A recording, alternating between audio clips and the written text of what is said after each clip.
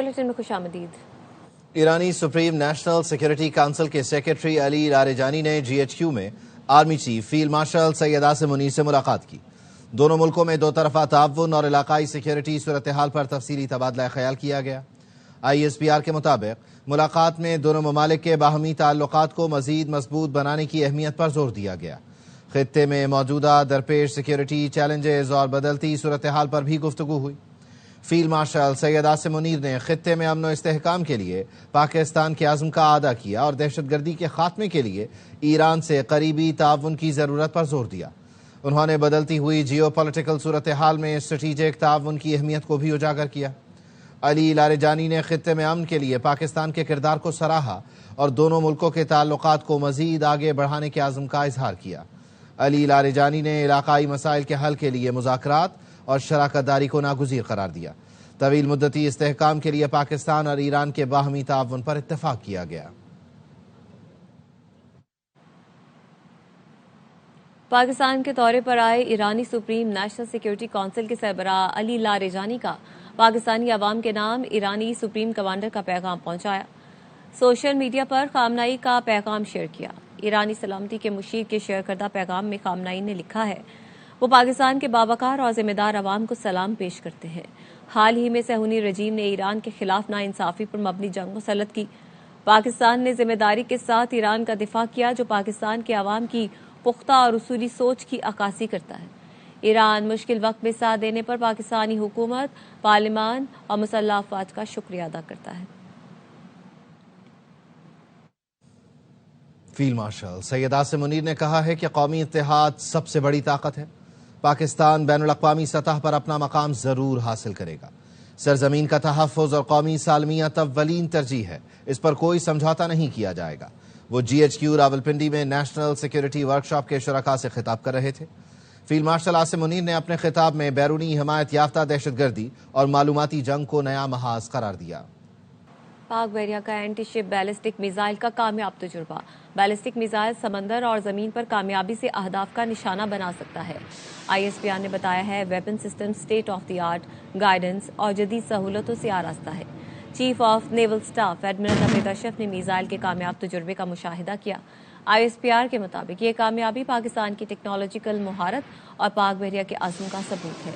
सदर मुमलिकत, वजीर आजम, field marshal, services chiefs की साइंसदानों और कौम को मुबारकबाद। कामयाब मिसाइल तजुर्बे से पाक बहरिया की कौमी दिफा की सलाहियत को मजीद तक़वियत मिली है।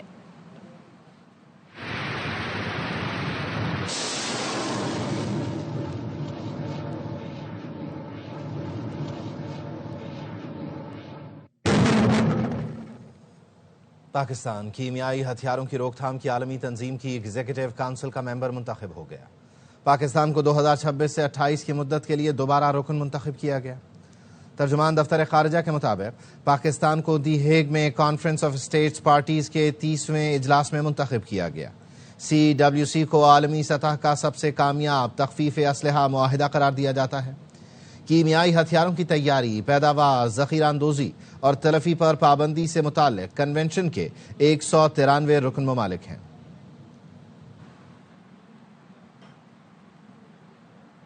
फेडरल कांस्टेबलरी हेडक्वार्टर्स पर हमले से मुतालिक बम डिस्पोजल यूनिट की रिपोर्ट ARY न्यूज ने हासिल कर ली है। रिपोर्ट में लिखा गया है कि हमले में दहशतगर्दों की जानिब से 20 किलो बारूद इस्तेमाल किया गया। तीनों खुदकुश जैकेट्स में 6 से 7 किलो बारूद था। जैकेट्स के टुकड़ों से वाज़ेह है 30 मीटर तक नुकसान मुमकिन था। धमाका खुदकुश था। रिमोट कंट्रोल का कोई सुराग नहीं मिला। जाय वकुआ से 8 दस्ती बमों के शवाहिद मिले हैं। 2 फुट प्राइमा कार्ड बरामद हुआ है। 2 मिलीमीटर साइज के बॉल बेयरिंग भी मिले। 2 फुट लंबी तार मिली जो दरमियान से कटी हुई थी। शवाहिद इकट्ठे करके लेबॉर्ट्री तज्जिए के लिए भिजवा दिए गए हैं।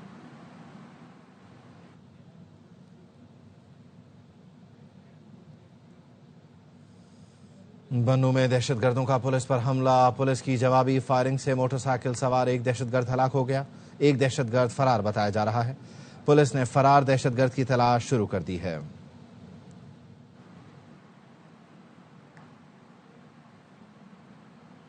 कारोंझर पहाड़ की कटाई के खिलाफ कराची में वकला ने रैली निकाली।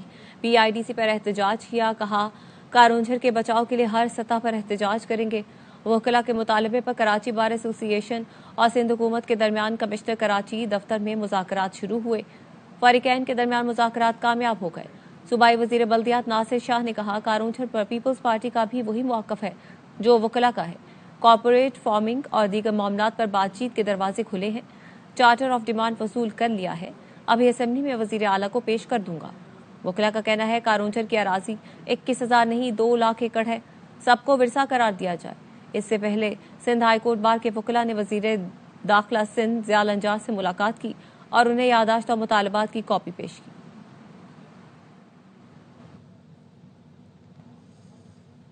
वज़ीर आला सिंध मुराद अली शाह कहते हैं, किसी को 27वीं तरमीम से मसला है तो अदालत जाए।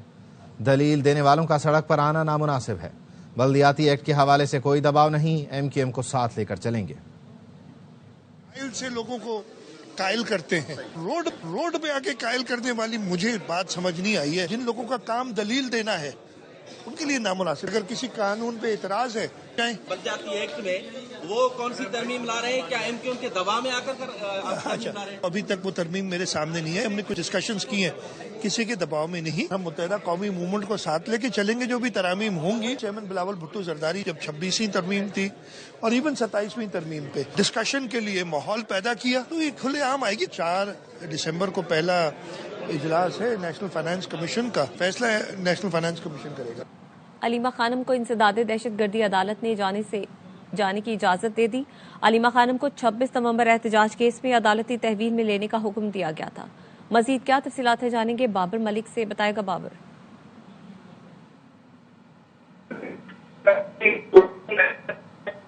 बाबर, आपकी आवाज हम तक सही तरह से नहीं पहुंच पा रही, आपसे दोबारा राब्ता करेंगे। अदालत ने अलीमा खानम को 10 लाख रुपए मालियत के 2 मुचलके जमा करवाने का हुक्म दिया है।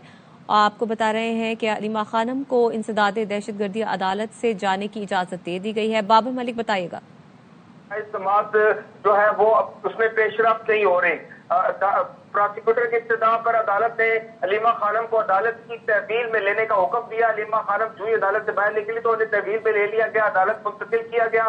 ताहम उनके वकील मोहम्मद फैसल मलिक पर मुश्तमिल वकला का एक पैनल जब पेश हुआ अदालत में, उन्होंने दलाइल दिए और अदालत ने दोनों जानिब से दलाइल सुनने के बाद अलीमा खानम को इन मामलात पर 10-10 हजार के 2 जुर्माने आयद किए हैं, जबकि 10-10 लाख के 2 जमानती मुचलके जमा करवाने का हुक्म दिया। जमानती मुचलके भी जमा करवाए गए। अलीमा खानम को अदालत से जाने की इजाजत दे दी गई है। जी, बहुत शुक्रिया बाबर। 4 अक्टूबर एहतजाज केस इंसदादे दहशतगर्दी अदालत ने उमर अयूब को इश्तिहारी करार दे दिया। अदालत ने उमर अयूब का पासपोर्ट और शनाख्ती कार्ड ब्लॉक करने की हिदायत की। अदालत ने उमर अयूब की प्रॉपर्टी की तफसीलात भी तलब कर लीं। इंसदादे दहशतगर्दी अदालत के जज ताहिर अब्बास ने केस पर समाअत की। उमर अयूब के खिलाफ थाना नून में मुकदमा दर्ज है। बैरून मुल्क बैठे PTI के भगोड़ों ने पहले पाकिस्तान को लूटा, अब बैरून मुल्क पाकिस्तानियों से माल तोड़कर पुरताइश जिंदगी गुजार रहे हैं। वजीर दिफा ख्वाजा आसिफ ने समाजी राब्ते की वेबसाइट पर लिखा, अगर जुर्रत है तो जंग पाकिस्तान में आकर लड़े। यूरोप में GSP+ की पाकिस्तान को सहूलत के खिलाफ मुहिम चलाकर गद्दारी के मुर्तकिब हो रहे हैं। पाकिस्तान की लड़ाइयां पाकिस्तान में लड़ें। ख्वाजा आसिफ ने कहा, बेनजीर शहीद और नवाज शरीफ पर सियासत में आजमाइश के लम्हात आए, कैद हुए। बेनजीर शहीद और नवाज शरीफ के अजीज़ व अकारिब व खानदान के अफराद कैद किए गए। आमरीत ने दोनों को शदीद तरीन निशाना बनाया। वर्कर्स पर जुल्म की इंतहा की गई, मगर किसी ने वतन अजीज के मफादात को निशाना बनाने का नहीं सोचा। दोनों ने सियासी लड़ाई पाकिस्तान में लड़ी और उसकी कीमत भी अदा की, मगर वतन पर आंच का सोचा तक नहीं। बानी PTI एंड कंपनी ने इक़्तिदार छिन जाने के बाद IMF को खत लिखा और पाकिस्तान को दिवालिया करने की कोशिश की। वफाकी हुकूमत ने दिसंबर के वस्त में PIA की बोली लगाने का फैसला कर लिया है। तफसील क्या है, शुएब निजामी से जान लेते हैं। जी शुएब। जी, PIA की निशारे के सिलसिले में जो है वो जितनी भी कंपनी इस वक्त जो क्राइटेरिया पर पूरी उतरी थी, उनको जो है दिसंबर के वक्त तक जो है बोली देने की जो है वो पेशकश की जा रही है। और इस बात का इम्कान है कि ये जो निष्कारी है वो दिसंबर के वक्त तक जो है वो मुकम्मल हो जाएगी। इसमें जो इससे पहले जो प्री बिडिंग से मुतालिक इनकी क्यूरीज थी उनको भी पूरा किया गया है। जितनी भी कंपनियां इसमें बोली रहना है उनको जो रिकॉर्ड चाहिए था वो तमाम का तमाम फराहम किया गया है। इसके साथ साथ जो है उनके लिए मुख्तलिफ जो रिकॉर्ड तक रसाई के साथ साथ उनको डाटा फराहम किया गया है और जो उनके मुस्तकबिल से मुतालिक प्लानिंग है उससे भी आगाह किया गया है, जिसमें ये बताया गया है कि आगे निष्कारे के बाद तकरीबन 30 से 40 नए जहाज जो है वो PIA को दरकार होंगे। इसके लिए जो अमले से मुतालिक इशूज और जो बाकी रूट से मुतालिक इशूज हैं उन पर भी जो है वो तमाम की तमाम कंपनियों को ब्रीफ किया गया है। निष्कारी कमेटी ने तजवीज़ किया है कि जितने भी मुलाजिम सब PIA में काम कर रहे हैं उनको कम से कम 5 साल तक जो है वो नौकरियों पर बरकरार रखा जाए और जो नए जहाज आने के लिए जो अमला है वो भी PIA का इस्तेमाल किया जाए। जी बहुत शुक्रिया आपका शोएब निज़ामी। FBI ने ब्यूटी पार्लर्स और एस्थेटिक क्लिनिक्स की ऑडिट का फैसला कर लिया। महंगी कॉस्मेटिक्स फरोख्त करने वाले भी निर्गे में आएंगे। भारी फीसें वसूल करने वाले डॉक्टरों का भी ऑडिट होगा। इब्तदाई तौर पर बड़े शहरों के 250 डॉक्टरों का ऑडिट होगा। जराये का कहना है IMF ने FBI पर लग्जरी प्रोफेशनल सर्विसेज के ऑडिट का दबाव बढ़ा दिया है, जिस पर FBI ने ऑडिट और टैक्स वसूली के लिए सोच विचार शुरू कर दी है। पहले मरहले में बड़े शहरों में कायम ब्यूटी पार्लर्स और एस्थेटिक क्लिनिक्स को टैक्स नेट में लाया जाएगा। लाहौर में दूसरी इंटरनेशनल बॉक्सिंग चैंपियनशिप का रंगारंग मेला सज गया। इंटरनेशनल बॉक्सिंग इवेंट में पाकिस्तानी और बैनुल-अक़वामी बॉक्सर्स अपनी महारत दिखाएंगे। 44 प्रोफेशनल बॉक्सर्स चैंपियन बनने के लिए एक दूसरे पर मुक्कों के वार करेंगे। इवेंट में बॉक्सिंग के साथ म्यूजिक का भी तड़का लगेगा। पाकिस्तानी स्टार बॉक्सर मोहम्मद रसीम कहते हैं, फाइट के लिए तैयार हूं। आने वाले वक्त में मजीद इंटरनेशनल बॉक्सर्स को पाकिस्तान लाएंगे। I train for this fight very hard and I know I will give a great performance on Saturday night. We want to bring all world boxing to the Pakistan and give opportunity to the young talent and many more come and we do more shows inshallah in future. Just the people, the Pakistani people have made me feel like it's so special to be here. It's inspirational, isn't it, to have women come forward in a male-dominated sport and be able to represent a country that is underrepresented in the world of boxing. Karachi Kings के owner Salman Iqbal ने PSL में आइंदा 10 साल के लिए franchise rights के मुआहदे की तजदीद कर दी। PCB की पेशकश बाज़ाब्ता तौर पर कबूल कर ली। सलमान इकबाल कहते हैं, ये हमारे लिए फख्र और जिम्मेदारी का लम्हा है। PSL के साथ उस वक्त जुड़े जब पाकिस्तान में क्रिकेट की वापसी मकसद था। कौन फाइनल में जाएगा, कौन वापसी का टिकट कटाएगा, ट्राई सीरीज के दूसरे फाइनलिस्ट का फैसला कल होगा। श्रीलंका ने पाकिस्तान को हराया तो जिम्बाब्वे बाहर हो जाएगा। श्रीलंकन टीम हारी तो श्रीलंकन टीम को घर जाना होगा। पाकिस्तान और श्रीलंका आखिरी ग्रुप मैच जुमेरात को शेड्यूल है। शामिल करेंगे business update. Pakistan stock market में आज भी मिला जुला रुझान देखा जा रहा है। 100 इंडेक्स 1,61,000 की सतह से भी नीचे आ गया। दौरान कारोबार 624 पॉइंट्स तक इजाफा देखा गया। 1128 पॉइंट्स तक कमी देखी गई। करेक्शन के बाद 686 पॉइंट्स कमी से 1,61,006 पर ट्रेड कर रहा है। स्टॉक माहिरीन कहते हैं, बड़े सरमायादार अपने कर्जों की पोजीशंस बेहतर करने के लिए हिस्सेस की फरोख्त कर रहे हैं। और अब टेक न्यूज।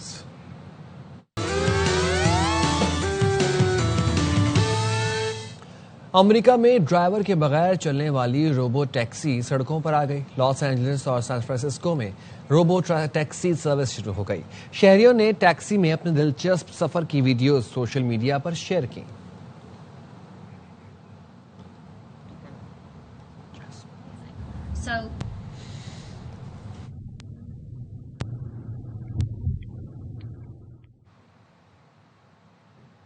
दरिया की तरह बहती आग, हवाओं में उड़ती हुई चिंगारियां और स्याह बादलों से भरा आसमान। अमरीकी रियासत हवाई के नेशनल पार्क में आतिशफशां रात भर अंगारे उगलता रहा। 330 मीटर बुलंद आग का फव्वारा फूटता दिखाई दिया। बहते लावे ने पहाड़ के दामन में झील की शक्ल इख्तियार कर ली। आतिशफशां गुज़िश्ता बरस दिसंबर में पहली बार फटा था।